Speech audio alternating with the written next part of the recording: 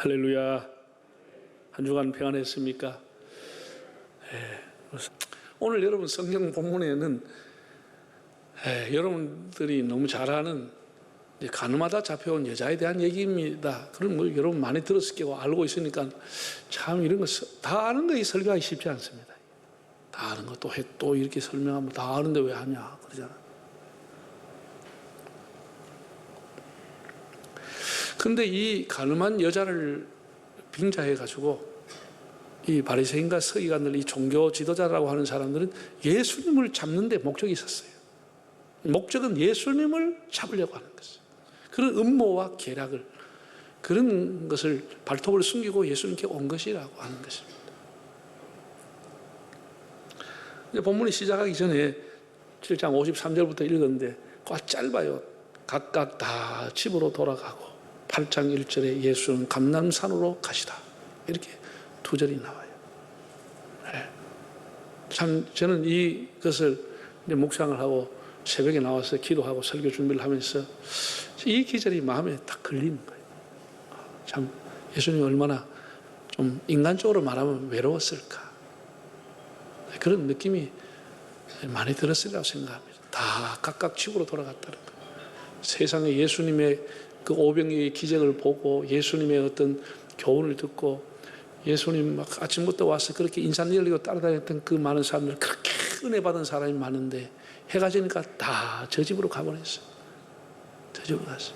여러분, 이 예수님이 예루살렘에 있었던 기간은 초막절이라고 했습니다. 초막절. 유대인은 6월절, 오순절, 초막절 3대 절기 중에 최고의 축제가 초막절입니다. 왜냐하면 이때에 추수를 할 때, 열매가 맺히고 곡식을 거둘 때에 이런 절기를 하기 때문에, 물론 출애굽했던 광야에서 생활했던 그 조상들을 그 기리고 하나님을 기리면서도 풍성한 식탁이 준비됐고 풍성한 마음이 풍성하기 때문에 곳곳에서 천막을 치고 있어도 축제를 벌린 거예요. 밤마다. 이렇게 가난하고 춘 공기를 보낼 때도 아닌데 이런 좋은 축제 기간에 다 집으로 가고 예수님 혼자 달랑 남아있는 것이에요. 아니, 은혜 받은 사람, 그 많은 사람 중에 어느 누구 한 사람 나서 예수님, 제가 주님을 우리 집에 모시겠습니다, 한 사람이 없었다라고 하는 거예요. 은혜 받으면 뭐 합니까? 은혜 이렇게 많이 받고도 한 사람도 예수님을 자기 처소에 자기 집으로 모시고 가는 사람이 없었다니까. 저녁 식사라도 좀 하셔야 되지 않겠습니까? 하는 사람이 없었다니까. 그냥 예수님 혼자 놔둬버리고 다 가버린 거예요. 얻어먹을 거 얻어먹고 받을 거 다 받고 은혜 받을 거 받았는데 뭐 알아서 하겠죠. 그리고 다 가버렸다니까. 다 뿔뿔이 지집에 가고 혼자 예수님 남았다니까. 사람 살아가는 세상이 이런 거예요. 참 몰인정한 세상입니다. 몰인정한 세상. 그래서 예수님이 어디로 갔지요? 혼자 감람산으로 가셨다. 감람산으로 가셨다. 제자들도 어디에 가버렸는지. 여러분, 예수님이 살아계실 때 여러 번 예루살렘에 오셨습니다. 예루살렘이 수도지요. 예수님은 저 밑에 있는 나사렛 출신입니다. 예수님 제자들 전부 다 갈릴리 주변에 촌 사람들입니다. 그러면 예수님이 예루살렘에 여러 날 계셨는데 그때 오실 때마다 그러면 예수님 어디 계셨어요? 끼니 어떻게 해결하고 숙박 어떻게 해결했어요? 오피스텔 얻었습니까? 예루살렘 수도에 아파트 하나 사놨습니까? 거의 예수님 홀로 계셨어요. 성경에 보면 습관을 쫓아 감람산으로 가셨다, 이런 기절이 여러 군데 나오죠. 아마 이때부터 예수님은 예루살렘에 오시면 성전 맞은편에 있는 감람산 한 기슭에 있는 겟세마네라는 동산에 가서 기도하시게 된 줄로 추측이 됩니다. 겟세마네라고 하는 이름의 뜻은 기름을 짜낸다. 아마 포도밭이 많아서 그런 이름을 갖고 있어요. 예수님이 자기의 삶을 짜내고 마음을 짜내듯이 이스라엘의 구원을 위해서, 제자들의 앞날을 위해서, 인류의 구원을 위해서 기도의 밤을 수없이 보냈음을 알게 됩니다. 혼자 감람산에 가셨다. 그건 자신을 위해서 기도하러 간 것도 아니에요. 다 타인을 위해서 그렇게 기도하시고, 새벽 이슬을 맞고 채 마르기도 전에 아침에 이제 성전에 나오셨는데 사람들이 또 아침마다 사람들은 모여가지고 예수님 교훈 들으려고 성전 앞에 모이게 된 것이. 편안한 잠자리를 제공받지도 못하고 정감이 있는 음식조차 대접받지 못했던 예수님이 사명을 따라 그날 또 사람들 아침부터 가르치기 시작한 거예요. 가르치시더니 그랬습니다. 네. 신은 임마누엘 칸트라고 하는 사람이 이런 말을 했습니다. 신은 교육이 필요하지 않다 그랬어요. 그 신에게 교육한다고 됩니까? 신은 교육이 필요하지 않죠. 짐승은 교육이 필요 없다고 그랬습니다. 교육이 필요한 것은 인간이라고 그랬어요. 사람은 교육을 받아야 되는 겁니다. 예수님이 가르쳤어요. 한참 가르치는데 머리가 헝클어진 여자를 일단의 무리가 킥킥거리며 끌고 왔다 그랬어요. 개를 끌고 오듯이 이 여자를 끌고 예수님 앞에 내동댕이 친 것이죠. 네. 한번 읽어보겠습니다. 3절에서 5절을 읽어볼까요?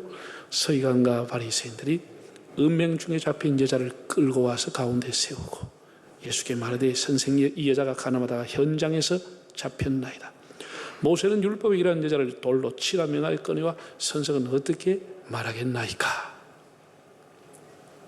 네. 아침부터 예수님한테 올가미 떡 씌우려고 온 거예요. 계획을 짜고 밤새도록 계획하고 아침 날이 밝으니까 성전이 뭐고 관계없이 거룩한 장소도 관계없이 와서 예수님 올가미 덮어 씌우려고 온 거예요. 참 놀라운 단어는 현장에서 이 여자가 가늠하다가 잡혔나이다 그랬어요. 그럼 현장에서 잡혔는데 남자는 어디 갔습니까? 여러분, 이 혼자 가늠이 돼요? 주로 이런 일을 남자가 주동하는 겁니다. 남자는 어디 갔습니까? 현장에서 잡았다는데. 이런 왜곡된 시선과 편향된 시각을 가지고 이미 목적을 가지고 예수님 앞에 찾아온 거예요. 현장에서 잡았다고 하는데 현장에 남자는 어디 갔습니까? 남자는 그러면 가늠해서 면제가 돼요?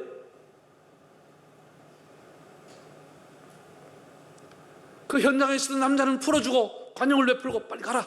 여자만 끌고 왔다고 추측할 수 있어요. 왜? 죄가 다 가늠한 놈들이니까. 저도 다 그런 죄를 지으니까 빨리 가라. 여자만 이제 끌고 온 거예요. 현장에서 잡았다는데 남자는 어디 갔습니까? 제가 오늘 여기에서 한 3가지를 말씀을 드려보려고 합니다. 첫째는 우리가 무슨 일인지 남을 비판하고 정죄하려고 하면은 그 기준이 무엇이냐라고 하는데 기준이 명확해야 되는 겁니다. 기준이 편향이 되면 안 되는 것이죠. 기준이 한쪽에 치우쳐 있으면 그건 비판이 아니고 비난이 되고 마는 것입니다. 비판이라고 하는 것이 우리 사회를 발전시킵니다. 학생들이 학교에 가서 공부하는 것은 비판할 수 있는 능력을 배우기 위해서 공부를 하러 가는 겁니다.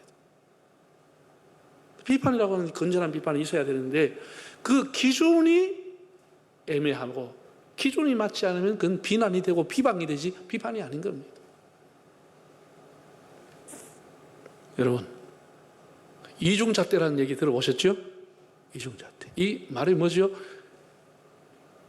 자기 편한테는 아주 너그럽게 잣대가 넓게 되고 다른 편한테는 아주 엄격하게 잣대를 들이대는 걸 이걸 이중잣대라고 해요. 스탠다드는 스탠다드인데 이걸 더블 스탠다드라고 그래요. 이게 이제 우리 문제예요. 이중잣대를 아주 우리 지금 말로 쉽게 하면 뭐냐? 내로남불이다. 그 얘기입니다. 뉴욕타임즈에서 내로남불, 한국 영어로 내로남불, NA 이렇게 내로남불 써놓고 갈로 위선이라고 써놨습니다. 물론 이중잣대를 다 이제 다 잘못된 건 아니에요. 때로는 이중잣대를 할 수밖에 없는 데가 있어요. 만약에 우리나라에 그럴 일이 없지만 힌두교 사람이 죄를 지어가지고 교도소 갇혔다. 근데 8월 15일 경축절에 돼서 교도소에 있는 사람들까지 전부 소고기 꼭 다 먹여라. 그러나 똑같이 공평하게 소고기를 줬다. 그 인도 사람은 여러분 소를 숭배한 나라인데 소고기 먹을 수 있겠어요? 못 먹겠어요? 그 사람은 주면 안 되죠. 그 사람한테는 다른 생선을 주든지 달고기를 줘야 되지 인도 사람한테 소고기 평등하게 먹으라. 이 사람 이 기준이 잘못되고 이런 이중잣대를 갈 수밖에 없는 거죠.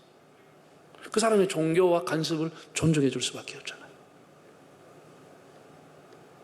그렇지 않아요? 네. 그런 거예요. 하여튼 이 기준이 애매하다는 거예요. 기준이 애매해요. 남자는 어디가 보고 여자 데려왔습니까? 이 기준이 안 맞는 거죠.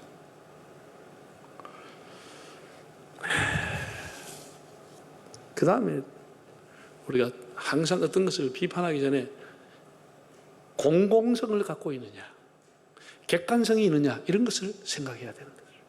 공공성을 상실하고 객관성이 상실했다, 보편 타당하지 않다, 이것은 비판이 아니고 비난이 되고 마는 것입니다.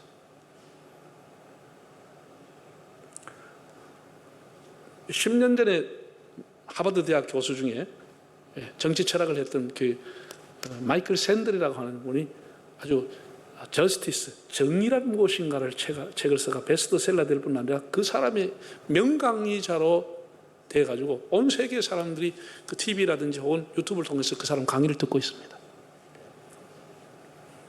정의에 대해서 새로운 이제 문제를 던졌죠. 근데 이분이 이제 한 10년 만에 책을 썼는데 진짜 우리나라가 하도를 삼고 있는 공정에 대한 책을 썼습니다. 공정하다는 착각, 공정하다는 착각을 하지 마라, 이런 책을 썼습니다. 이런 얘기입니다. 쉽게 말해서 미국 사회를 비판한 겁니다. 미국 사회라는 우리 사회 같은 겁니다. 능력주의 사회를 비판한 것입니다. 너무나 사회가 능력 위주자로 가고 있다. 능력 위주로 가기 때문에 합격한 사람, 승진한 사람, 돈 번 사람은 능력이 있다고 생각하는 오만을 갖게 되고, 거기서 실패한 사람은 나는 능력이 없다고 좌절하게 된다는 것이죠. 이 능력 사회는 안 된다는 것입니다. 그러면 입학시험, 채용시험이 과연 공평하게 기회를 주어졌느냐라고 하는 데 대해서 마이클 샌들은 노라고 했어요. 미국이라는 나라도 아이비그라는 유명한 대학에 들어가려고 하면은 그냥 들어가는 게 아니고 한마디로 기부를 많이 하면 들어갈 수 있는 것도 있어요. 시험과 상관없이 학교에다 기부를 많이 하고 후원을 많이 하면 그 학교 가는 거예요. 그게 과연 공평한 기회를 주어졌느냐라는 것이지. 우리나라 말로 하면 태어날 때부터 이미 금수저 물고 난 사람이 있고 흙수저로 태어난 사람인데 그 사람의 시험이라고 하는 똑같이 기회를 줬다. 이게 말이 되느냐라는 것이지. 그게 말이 되느냐라는 것이지. 또 똑같이 중학교, 고등학교 3년씩 공부 안 했나 시험처럼 이게 안 된다는 것이지. 미국이라는 사회도 이제는 우리하고 뭐 바이든 그 뭡니까? 앞에 대통령 하던 사람 이름 뭐죠? 그분 트럼프 앞에 그 사람이 우리나라에 오바마가 교육은 대한민국을 배워라 이랬잖아. 한국이 교육을 잘한다 이랬거든. 그거 가서 배우는 게 뭘 배웠겠습니까? 가야 하는 거 쪽집게 이걸 배운 것 같아 보니까. 지금 미국에도 돈 있는 사람 불러가지고 가해시키고 쪽집게 시켜가지고 아이비리그 보내는 거야. 과연 이게 평등하다는, 이게 기회가 균등하다라는 것이지. 있는 사람은 없는 사람. 이게 아니다라는 것이지. 이걸 가지고 공정하다고 말하면 안 된다는 것이지. 오히려 일하는 사람들의 그 일을 존중해주는 사회가 돼야 되지 능력 사회는 안 된다. 이렇게 의의를 제기한 거예요. 상당히 공감이 간다고 생각해요. 예를 들어서 변호사 사무실에서 일하는 사람이 있으면 변호사라고 하는 분도 있고 그 집에 청소해주는 사람도 있다는 거예요.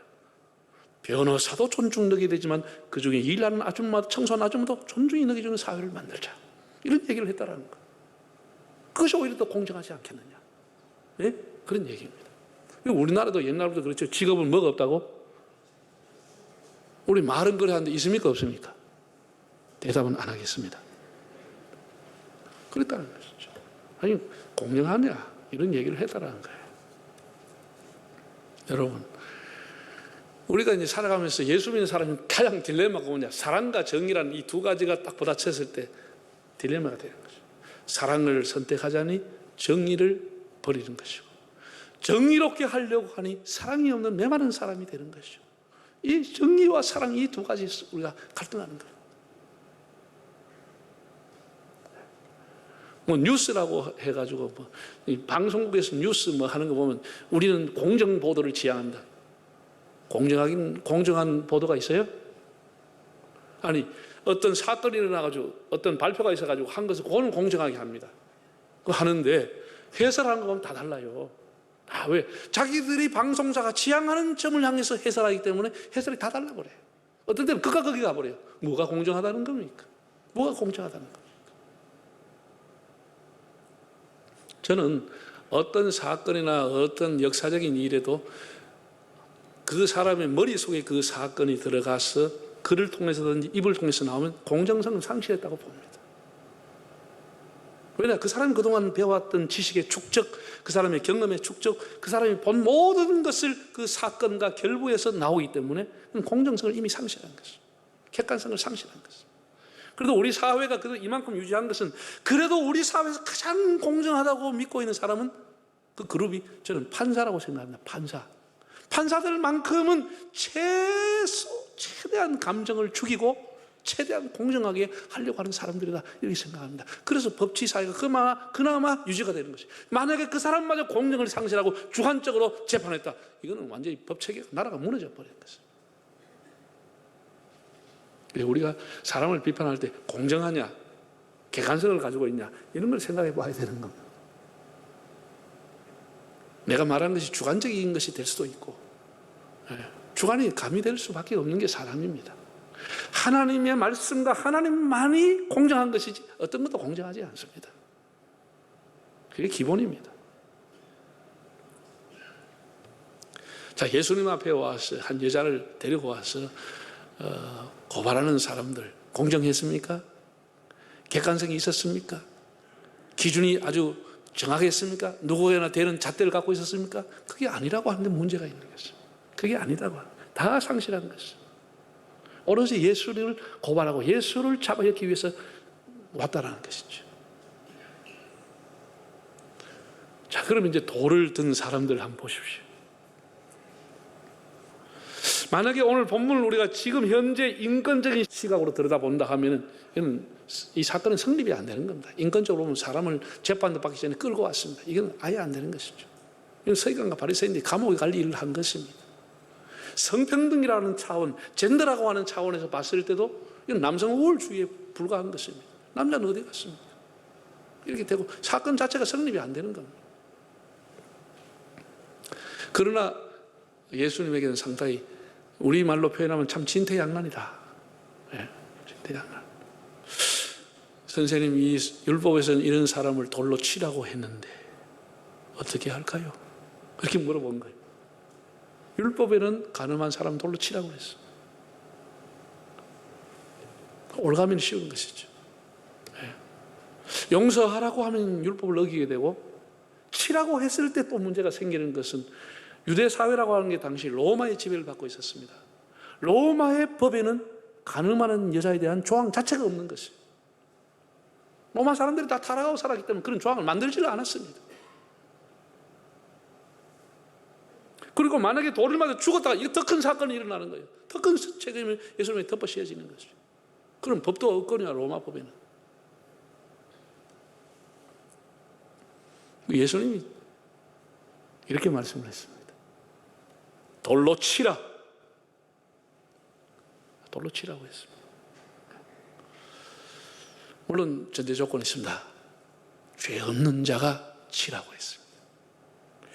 예수님께서도 죄를 지었으면 응당한 대가를 받아야 된다라고 말씀을 했습니다.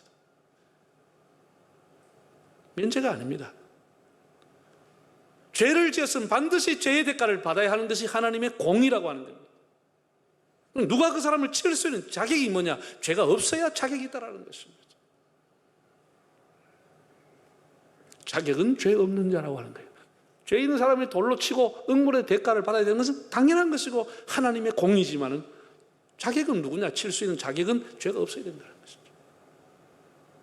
자, 여러분, 우리가 이런 예수님의 율법으로 보면 우리가 돌 들 자격이 있습니까? 없습니까?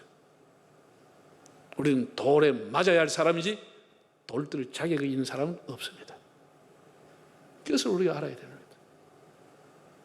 우리는 남을 정죄하기 전에 정죄받고 죄의 대가를 받아야 할 사람이라고 하는 것을 깨달아야 하는 것입니다.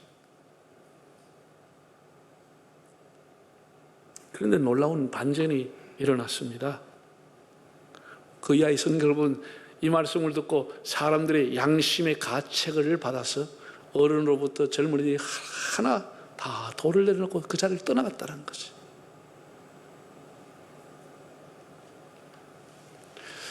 참 그때는 그래도 일말의 양심이라는 게 살아있었습니다.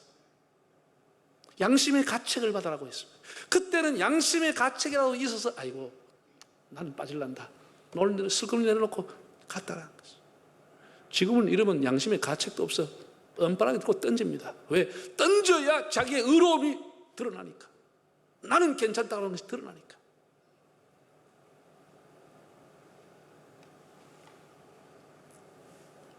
사람들이 양심의 가책을 받아서 다 돌아갔습니다.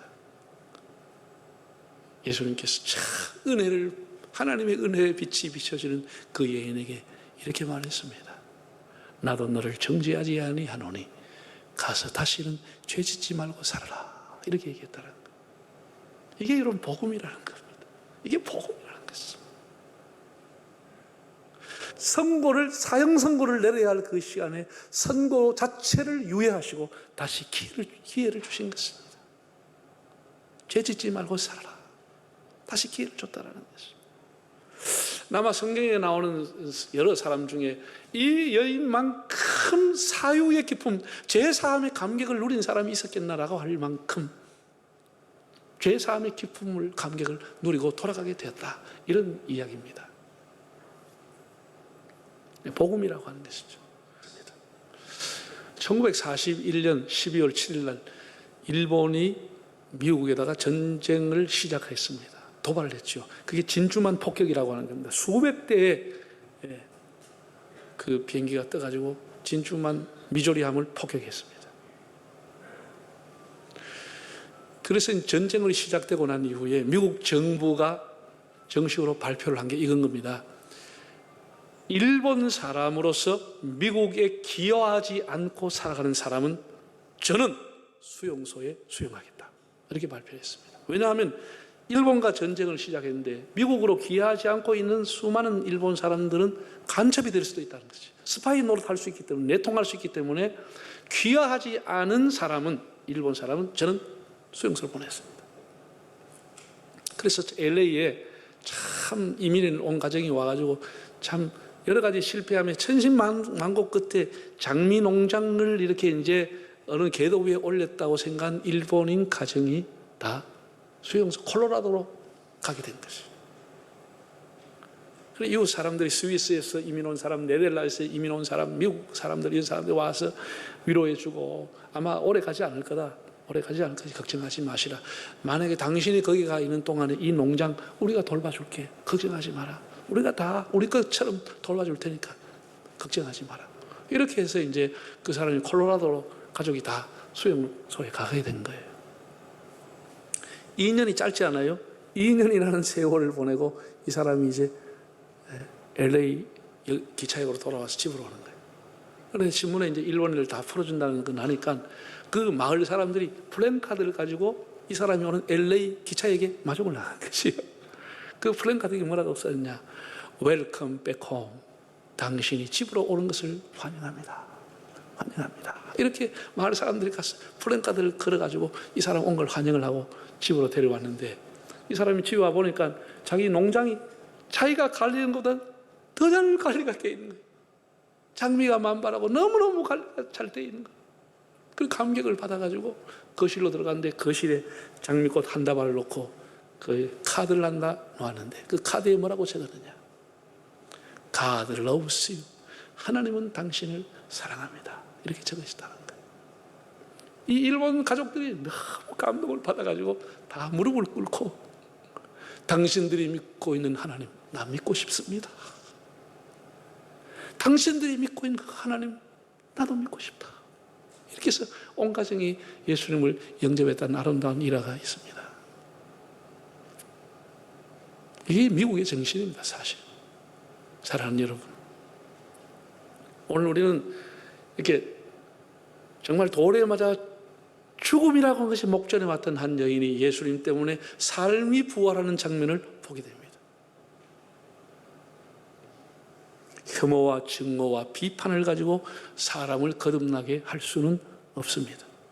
여러분 가정에서 자녀를 교육할 때 비판하고 막 미워하고 막 이렇게 한다고 자녀가 바르게 섰냐? 그렇지 않습니다. 그 순간 매를 무서워할지는 몰라도 그걸 가지고 개가 천선하지 않습니다. 오히려 그런 것은 상대를 꺾고 죽이려는 도구로 사용되어 왔습니다. 우리 중에 누구든지 율법으로 말하면 죄인 아닌 사람이었고 돌에 맞아야 될 사람들밖에 없습니다. 이젠 증거의 돌을, 비난의 돌을 내려놓고 하나님 앞에 늘 자신을 성찰하는 가운데 우리 양심과 함께 사랑과 포용으로 예수님의 사랑을 증언해서 여러분 때문에 여러분 주변에 있는 사람이 담은 몇 명이라도 하나님 앞에 돌아오는 역사가 있기를 바랍니다. 다